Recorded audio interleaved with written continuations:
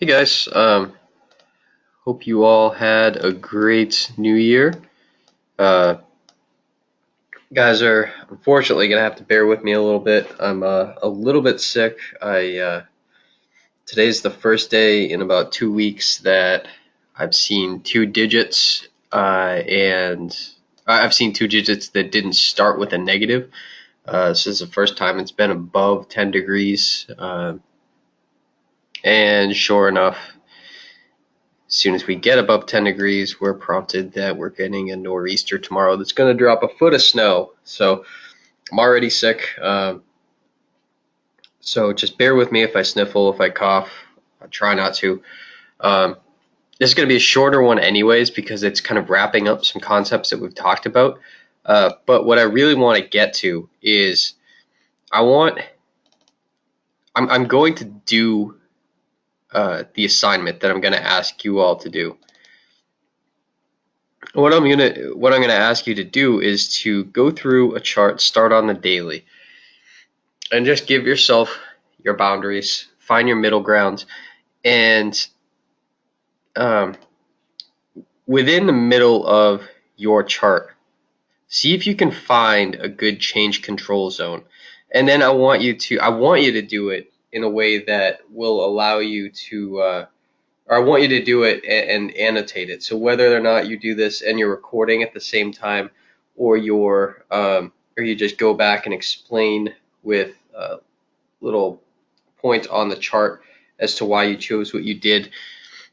But I want to see your reasoning behind this. So at first glance, I look at here's my upper boundary, my lower boundary, and then here's this middle section that I've got marked off. Now below it, we've got a nice low right here that's right smack dab in the middle of price action.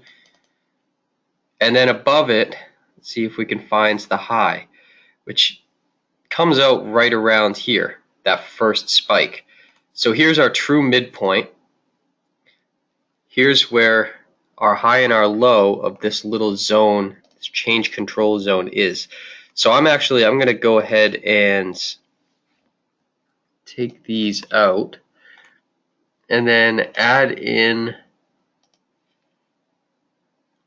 my change control zone.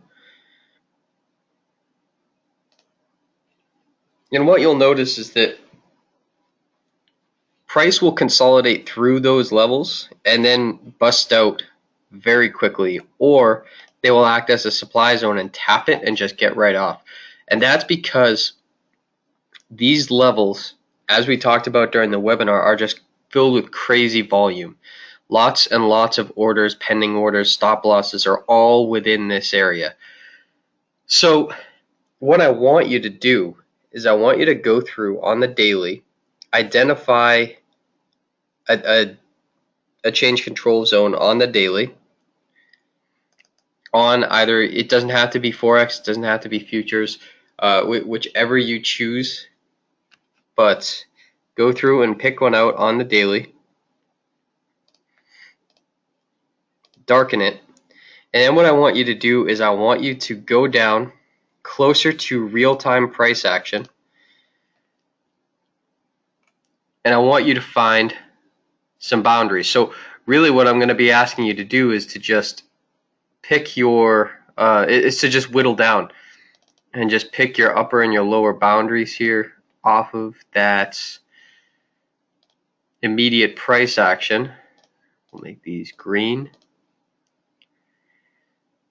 So here are our short-term boundaries. And what I really want you to try and capture is that your boundaries kind of trap that change control zone.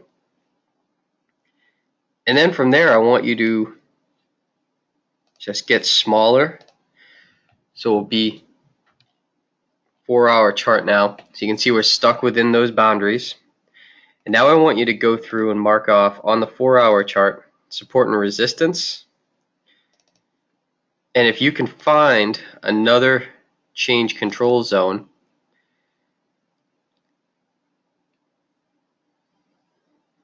right in the middle, then now you've got the ability to highlight with a nice bright rectangle.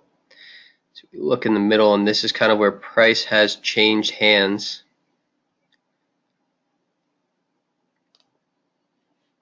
So within this overall zone, you can tell that now that you've almost built out a value area, because there's a lot of volume in here. There's a lot of orders in here, and so you can now start to focus on some very precise entries, and you can start to build out an intraday plan. So what I want you to do is just what I did there. Start on the daily, find a change control zone, trap it with some boundaries, mark off support and resistance, and walk down to the 4 hours, and then find a smaller zone. Then from there, I want you to talk through an entry. Okay? Then from there, I want you to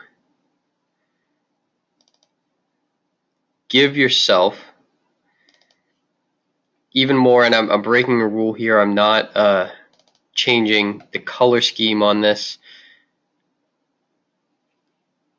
at the current time,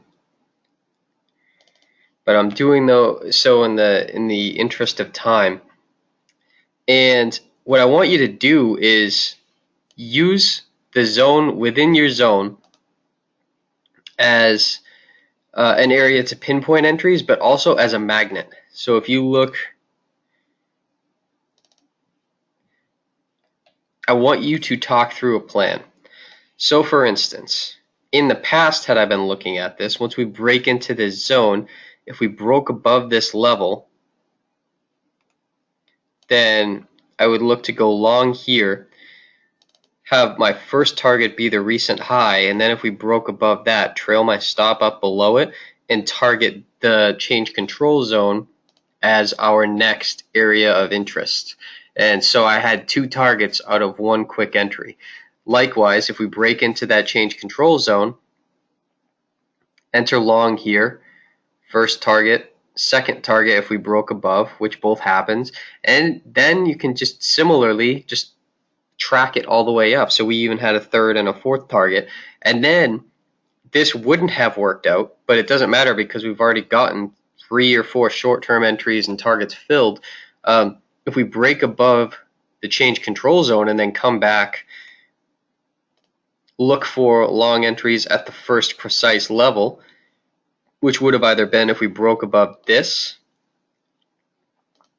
if we broke above this price level 13 here, then to get long there, or if we dipped back in and tested this price level 2 to get long there. That second option happened, so we dipped into that price level 2, would have been able to get long. Here's our first target, second target, and then here would have been our third target to get out, change control, hit long, and then target these areas.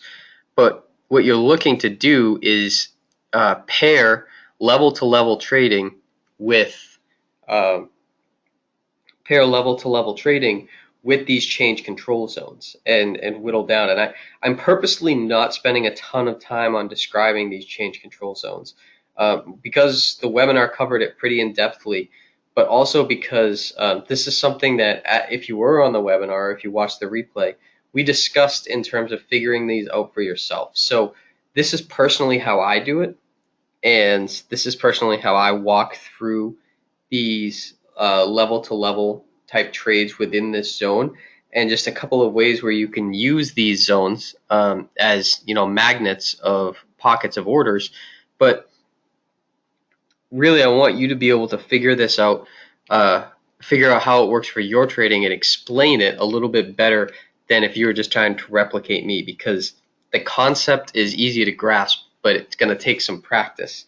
So this is less about providing new content and more just directing you in terms of what your next action should be. We have a webinar scheduled for tomorrow. If we get hammered with snow like we're supposed to, there's a chance I may not have power. So I may look, and I may also have to continuously shovel out. So tomorrow, keep an eye out. I may move it to Friday when I'm back in the office and things have cleared up and I don't have to worry about power or staying on top of shoveling. But we will use that as a chance to talk about where you're currently at with mapping these zones out with your video recording. And then if you get the opportunity to take a trade based off of the plan that you make, by all means, take the trade, record that too, or recap that, and then post that, because now you're starting to now you'll be starting to apply it, which is going to be the next step. So go through, start on the daily and walk down. Find yourself a bigger zone, and then mitigate your the depth of how far you're looking into something much smaller, and then plan out a trade just based off of these levels here. Again, short content, but a bigger ask in terms of what you all are now going to be providing.